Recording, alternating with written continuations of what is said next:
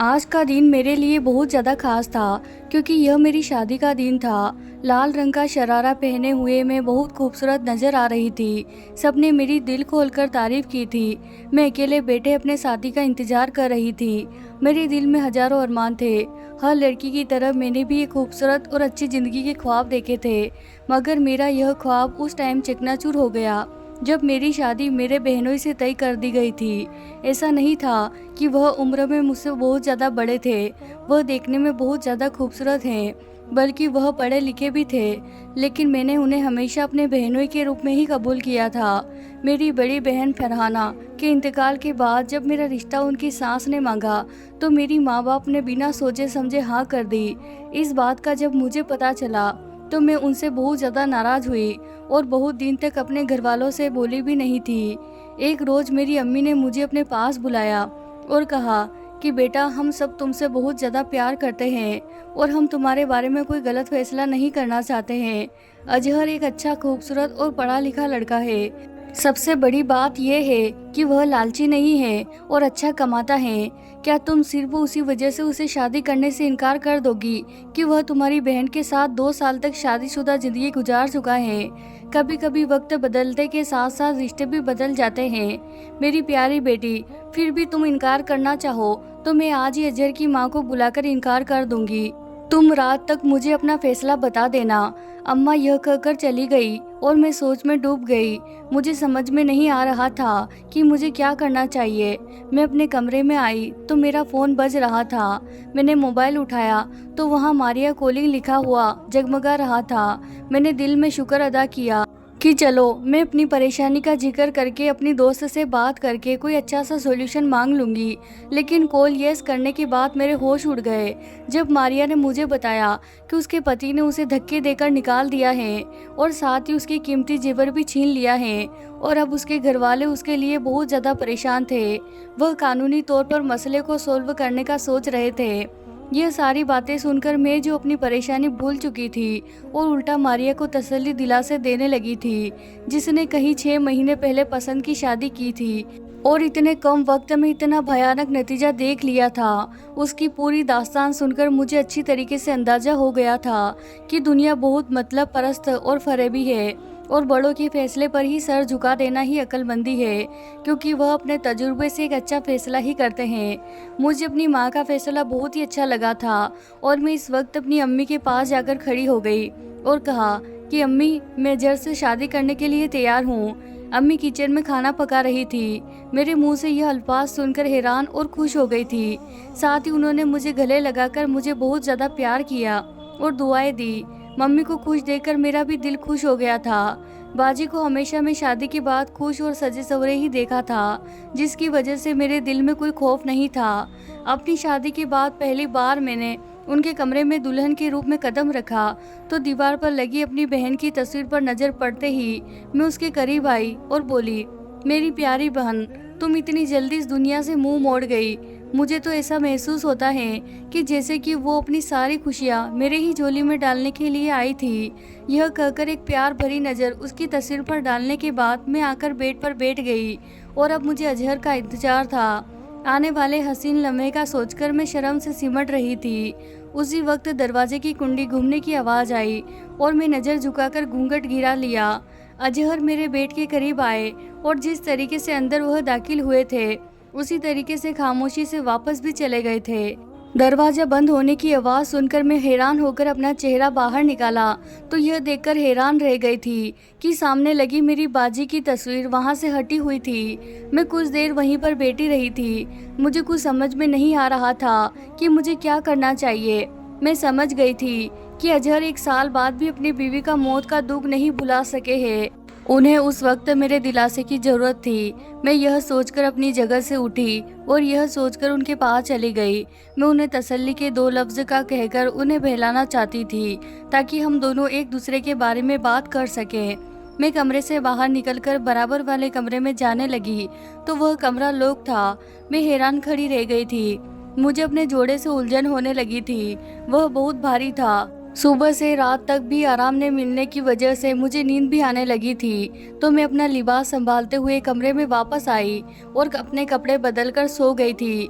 अगली सुबह मेरी आंख खुली तो अजहर बेड के किनारे पर बैठे हुए थे और मेरी सास मुझसे खाने का पूछ रही थी और कह रही थी कि तुम्हें अपनी शादी की पहली सुबह मुबारक हो। उन्होंने इतने प्यार से कहा कि पिछले रात की बात को भुलाकर मैं मुस्कुरा दी। इस वक्त मेरी नज़र सामने दीवार पर पड़ी बहन की तस्वीर पर पड़ी तो मुझे ऐसा महसूस हुआ जैसे वह मुझे देखकर मुस्कुरा रही है। मेरे लबों पर भी मुस्कुराहट फैल गई थी।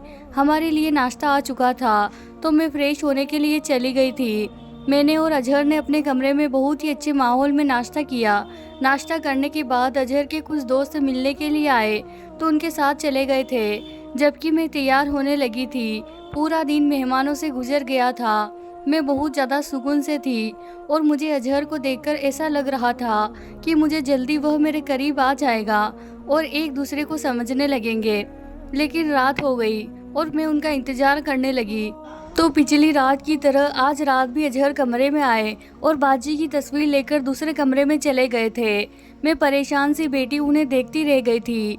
मुझे उन पर रहम आने लगा, साथ ही बाजी की किस्मत पर भी फक्र भी होने लगा, जिसे इतनी चाहत करने वाला पति मिला था जो उन्हें भूल ही नहीं पा रहा था। खैर मैं कमरे से निकली और अजहर के पीछे दूसरे कमरे में जाने लगी तो वह कमरा लॉक कर चुके थे। मैं बेबस सी वहीं पर खड़ी रह गई थी। अंदर से अजहर के कुछ बोलने की आवाज़ सुनाई आ रही थी, जैसे वह किसी से बातें कर रहे हो। मैंने दरवाजे पर कान लगाकर सुनना चाहा, लेकिन मुझे कुछ भी समझ में नहीं आया था। तभी मेरी सास मुझे आती हुई नजर आई। उसने पूछा कि यहाँ पर क्या कर रही हो, क्यों खड़ी हो। मैं अब क्या बताती कि वलेमे की दुल्हन अपने पति के पीछे भाग रही है और वह उसे जान चुराकर अपने कमरे में कैद कर चुका है। वह मेरे चेहरे से समझकर कहने लगी, फिक्र मत करो, कुछ दिन की बात है, फिर सब कुछ ठीक हो जाएगा। मैं मायूसी वाले कदमों से अपने कमरे में वापस आ गई थी और बेड पर बैठकर बाजी और अजहर की जिंदगी के बारे में सोचने लगी थी। हम 2 बहनें थी। फरहाना बड़ी बहन मुझसे 2 साल बड़ी थी। हमारे माँ बाप ने हमारी परवरिश बहुत ही प्यार और मोहब्बत से की थी। जुबान से कोई फरमाइश करने की देर होती और वह पूरा कर देते थे। फरहाना बाजी की पढ़ाई का सिलसिला मुकम्मल हुआ तो उनके लिए अच्छे से रिश्ता आने लगे थे, लेकिन हमारे माँ बाप इस मामले में किसी किस्म की ज़बरदस्ती नहीं चाहते थे तो उन्होंने एक फ़ैसला करने का हक बाजी को दे रखा था। जब मेरी अम्मी की दोस्त के बेटे अजहर का रिश्ता आया तो मम्मी बहुत ज़्यादा खुश हो गई और उनकी खुशी देखकर बाजी ने हाँ कर दी थी, क्योंकि अजहर अम्मी को बहुत ज़्यादा पसंद थे और अजहर ने खुद फरहाना बाजी को एक शादी में देखकर खुद पसंद किया था। मैंने उनकी शादी को बहुत ही ज़्यादा एंजॉय किया था। इकलौती साली होने की वजह से मुझे खास अहमियत हासिल थी। मैंने अक्सर अपनी बाजी को एक अजीब सी कश्मकश में देखा था, खास तौर पर जब मैं उनके घर पर रहने आती तो वह रात को कई कई घंटे घर से बाहर सैर करती रहती थी। मैं जब भी उनसे वजह जाननी चाहिए तो हंसकर टाल देती थी और कह देती थी कि बस यूं ही कमरे में दिल घबरा रहा था, इसी वजह से बाहर आ गई हूँ। इस बात का जिक्र मैंने एक बार अपनी अम्मी से भी किया था तो वह भी हंसकर बोली कि पगली, उनके घर में एडजस्ट होने में कुछ वक्त तो लगता ही है। बाजी जब भी मिलने के लिए आती तभी बहुत ही ज़्यादा सजी सवरी और खुश रहती थी, इसीलिए मैंने भी इस वहम दिल से निकाल दिया था। लेकिन एक बार रात के वक्त अजहर बाजी को रात रुकने के लिए हमारे घर पर छोड़ने के लिए आए तो मुझे उनका अंदाज कुछ अलग सा लगा था, जैसे वह नशे में हो या नींद में झूले हो। और उस दिन वह शायद जल्दी में ही थे, क्योंकि उन्होंने बाजी को ड्रॉप करते ही गाड़ी उड़ा ली थी। मैंने बाजी से इस बारे में पूछना चाहा, लेकिन मैं उनके कमरे में गई तो वह नमाज पढ़ रही थी। मैंने उन्हें डिस्टर्ब करना सही नहीं समझा और अपने कमरे में वापस दोबारा आ गई थी। अगली सुबह जब मैं यह बात अपने बाजी से पूछी तो वह कहने लगी कि ऐसी कोई बात नहीं है, बस हमारी छोटी मोटी सी लड़ाई हो गई थी, इसीलिए वह अंदर नहीं आए थे। फिर 2 दिन बाद के बाद अजहर बेताबी से बाजी को लेने के लिए आए और उनसे माफ़ी मांगी। बाजी की ज़िंदगी बहुत अच्छी जा रही थी, लेकिन अचानक कुछ महीने के बाद उनके मौत की खबर हमारे दिल पर बिजली की तरह दौड़ गई थी। सास ने कहा था कि बाजी को एकदम से सीने में दर्द उठा था, शायद हार्ट अटैक था, जिस वजह से उनकी मौत भी हो गई थी और हमारा इसके ऊपर बहुत बड़ा असर पड़ा था। हम घर से बाहर भी नहीं निकल पा रहे थे, लेकिन वक्त जो हर दुख पर मरहम लगा ही देता है, तो कुछ वक्त गुजरा तो हम भी अपनी ज़िंदगी में वापस लौट गए थे। मेरे माँ बाप ने मेरी शादी अजहर से कर दी थी ताकि मैं भी बाजी की तरह उनके साथ खुश रह सकूं, लेकिन उनका रवैया मेरी समझ से अलग था। दिन में वह ठीक रहते थे और रात होते ही बाजी की तस्वीर दूसरे कमरे में ले जाकर उससे बातें करते थे। मैं उनका दुख बांटना चाहती थी, लेकिन अभी तक भी मौका नहीं मिला था। मैं इन्हीं सोचों में घूम बैठी थी और नींद में चली गई थी। मैंने एक अजीब सा ख्वाब देखा। एक अंधेरे कमरे में फरहाना बाजी के सिसकियों की आवाज़ निकल रही थी। मैं अंधेरे कमरे में दोनों हाथों को इधर उधर घुमाते हुए बाजी को छूने की कोशिश कर रही थी। आप मेरे सामने क्यों नहीं आ रही हो? तंग आकर मैंने कहा, तो वह रोते हुए बोली कि तुम मुझे तभी छू सकोगी अगर मुझे इंसाफ दिलवा दो, और सिर्फ तुम मुझे इंसाफ दिलवा सकती हो।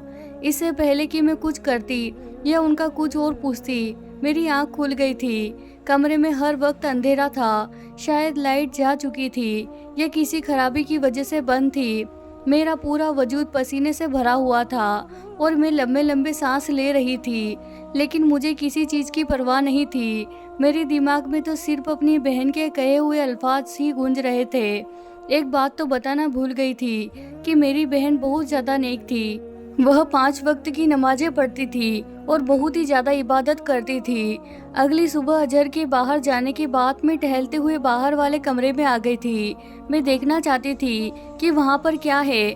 उसका कमरे में एक सोफ़ा सेट और एक अलमारी के सिवा कोई दूसरा सामान नहीं था। मैं अलमारी खोली तो कुछ दवाइयों के खाली पेपर पर मेरी निगाह पड़ी और मैंने उन्हें उलट पलट कर देखा। वह शायद बाजी की दवाइयाँ थी, क्योंकि मैं अक्सर उनके बैग में देखा करती थी।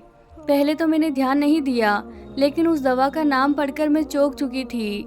मैं सोची कि मैं कोई गलत नाम पढ़ लिया है, तो रेपर में वहां पर रखकर अलमारी बंद करने लगी तो एक छोटा सा शॉपिंग बैग ऊपर वाली दराज से मेरे कदमों में आकर गिरा। मैंने उसे उठाकर देखा तो ये नशा वाली दवाओं से भरा हुआ था। मुझे बहुत ज़्यादा हैरत हुई और मैंने वह बैग वहाँ से उठाया और चुपके से अपने कमरे में लेकर आ गई। शाम हो गई तो अजहर बेचैनी से इधर उधर टहलने लगे थे, जैसे उनकी कोई कीमती चीज़ गुम हो गई हो। मैंने उनकी बेचैनी महसूस कर ली, लेकिन मैं साफ नज़रअंदाज कर गई, क्योंकि अगर वह कोई नशे वाली चीज़ इस्तेमाल करते थे तो वह एक अच्छी बात नहीं थी, और यह अच्छी बीवी होने के नाते मुझे उनकी आदत ख़त्म करनी थी। शायद इसीलिए बाजी उनकी दवाई अपने बैग में रख लेती थी कि उन्हें खाने को आदत हो। मैं जानती थी कि उनकी पसंदीदा डिश छोले चावल थे। मैं किचन में बनाने के लिए चली गई, क्योंकि मैंने सुन रखा था कि मर्द के दिल का रास्ता खाने से होकर गुजरता है। तो मैं इस बात पर अमल करते हुए अजहर का दिल देखना चाहती थी। बाजी भी अजहर का मुंह बेहतर करने के लिए उनके पसंद का खाना बना दिया करती थी। मैंने खाना बनाने के बाद नौकरानी से टेबल पर सेट करवाया और हम डिनर करने लगे। अजहर को खाना बेहद पसंद आया। उन्होंने डटकर खाया और दिल खोलकर तारीफ की थी। क्या तुम इतना मज़ेदार खाना बनाने के लिए तोहफा लेना चाहती हो? अजहर के इस सवाल से मैं हैरान होकर उनकी तरफ देखा। सवाल से ज़्यादा उनका पूछने का अंदाज बहुत अजीब सा था। मुझे समझ नहीं आ रहा था कि इस बात का सांस की मौजूदगी में क्या जवाब दूं, तो मैं खामोश रह गई थी। एक बार फिर अचानक अजीब सा अंदाज में अपने सवाल दोहराया तो सांस ने जल्दी से मुझे काम के लिए किचन में भेज दिया। मैंने किचन की खिड़की से देखा तो अपने बेटे को धीमी आवाज़ में पता नहीं क्या कह रही थी। मुझे अजहर का इस बात का रवैया बहुत ही अजीब सा लग रहा था। मैंने एक दिन हिम्मत करके अपने सास से बात कर उसे बताया कि आपका बेटा तो नशा करता है, फिर आपने उस जैसे आदमी के लिए मेरी ज़िंदगी तबाह क्यों की है? वह कहने लगी कि ऐसी कोई बात नहीं है, तुम्हारी बहन उसकी बीवी की मौत के साथ मैंने उसे ऐसा कर दिया और अपने गम को भुलाने के लिए उन चीज़ों का सेवन करने लगा है। मैं उसे समझाऊंगी। मैंने रात को फिर सोने के लिए आंखें बंद की तो बाजी की रोती हुई सूरत मेरे सामने आ गई। वह मुझे इंसाफ मांग रही थी। आखिर कैसा इंसाफ? मैं बाजी को यूं ख्वाब में तड़पता हुआ देखकर मैं भी बेचैन हो गई थी। मेरे दिल में अजीबोगरीब ख्याल आने लगे थे। कहीं मेरी बाजी की मौत एक हार्ट अटैक की थी या कोई और था। सास ने बताया था कि जब बाजी को अटैक हुआ था तो उन्हें अस्पताल ले जाया गया था, लेकिन अब बाजी का बार बार ख्वाब में देखना एक गैर मामूली सी तान थी। मैंने अपने कमरे की जांच पड़ताल की। मुझे अस्पताल की रिपोर्ट मिल जाए जिसमें बाजी की मौत बताई गई थी, ताकि मुझे वजह तो पता चले। सुबह सास के घर से जाते ही मैं उनके कमरे में सफाई के लिए गई। उनके कमरे में गई और मुझे उम्मीद थी कि शायद सिर्फ वहाँ से मुझे कुछ मिल जाएगा, और ऐसा ही होगा। अलमारी से एक अस्पताल की रिपोर्ट मिली जिसमें बाजी की मौत की वजह दिल का दौरा ही लिखी हुई थी। यह अपनी आंखों से पढ़कर मेरे दिल को करार आ गया और थोड़ी सी शर्मिंदगी भी हुई थी। मैं अपने घर वालों पर शक कर रही थी। मैं अजहर के धूप छांव वाले रवैये के साथ गुजरने लगी थी। एक रात मैंने देखा कि वह दूसरे कमरे में गया था, तो उसके हाथ में एक नहीं 2 तस्वीर थी। एक तो मैं पहचान गई थी, वह बाजी की तस्वीर थी, और दूसरा शायद नया बनाया गया था। लेकिन सस्पेंस की बात तो ये थी कि वह दूसरे फ्रेम में किसी की तस्वीर थी। अगली रात में जब सोने के लिए लेटी तो मैं जानबूझकर आंखें बंद कर ली थी और फिर सोने की एक्टिंग करने लगी। आज रात में वह रात जानना चाहती थी जो मुझे अंदर ही अंदर बेचैन कर रहा था। मैंने महसूस किया कि वह कमरे में आए और बाजी की तस्वीर लेकर कुछ देर रुककर मेरी तरफ देखने लगे।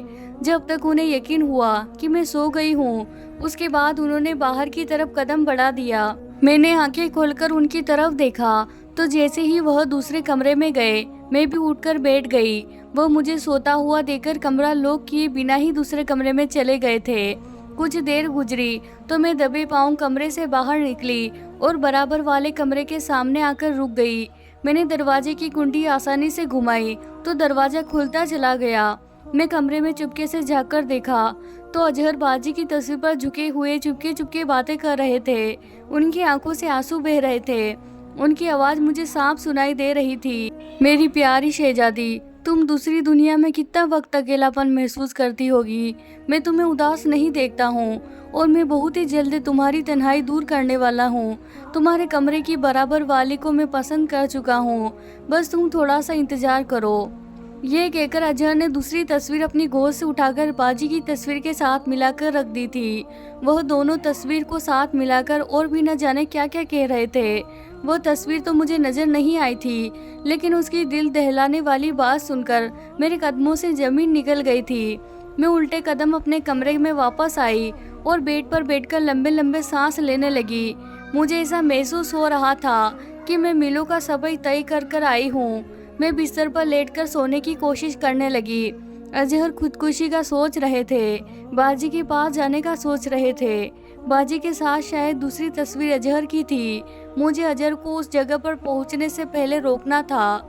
सोचते सोचते काफी देर बाद मेरी आंख लग गई थी और बाजी को रोती हुई आवाज में फिर मेरी तरफ ध्यान खींचा। वह यही कह रही थी, मैंने ख्वाब में उनसे इंसाफ दिलवाने का वादा किया। तो मुस्कुराने लगी और उठकर अचानक मैं उठकर बैठ गई। मैं बहुत ज़्यादा उलझ गई थी। अब मुझे हर सूरत अपना वादा निभाना था और मुझे यह नहीं पता था कि मुझे कैसे करना है। तो मैं रात के आधे पहर उठकर हालात का जायजा लेने लगी। मैंने उठकर दूसरी कमरे में जाकर कुछ और जानना चाहा, लेकिन वहाँ पर अंधेरा ही था। अजहर शायद लाइट बंद करके सो चुके थे। अगले दिन मेरी आंख देर से खुली। मैं उठी और अलमारी से अपने कपड़े निकालने लगी तो वहाँ से नशा वाला बैग गायब था। मैं सर थाम कर रह गई थी।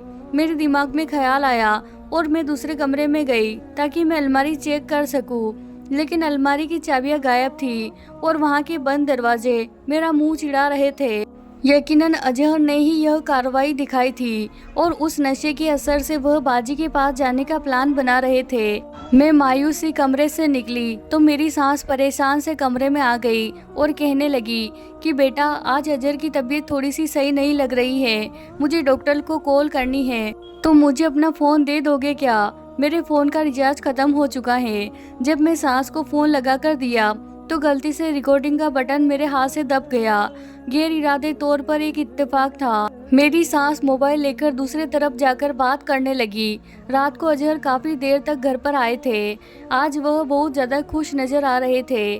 मैंने सोच लिया था कि अब मैं बस अजहर को प्यार से अपनी तरफ करना है ताकि मैं उनका प्यार जी सकूं, जिससे मैं और सांस अच्छी ज़िंदगी गुजार सके। वह मेरी तरफ देखकर मुस्कुराए तो मैंने खाने के लिए पूछ लिया। उन्होंने फौरन दरवाज़ा बंद कर दिया। उनके हाथ में एक पिज्ज़ा बॉक्स था। उन्होंने वह मेरी तरफ बढ़ाया और बोले कि यह मैं खास तुम्हारे लिए बनवा कर लेकर आया हूँ। मैंने पिज्ज़ा उनके हाथ से ले लिया। मुझे बहुत ज़्यादा भूख महसूस हो रही थी और वैसे भी मैं पिज्ज़े की बहुत ज़्यादा दीवानी थी। अजहर बाजी की तस्वीर लेकर दूसरे कमरे में चले गए, जबकि मैं पिज्ज़ा और मोबाइल हाथ में लेकर बेड पर बैठ गई।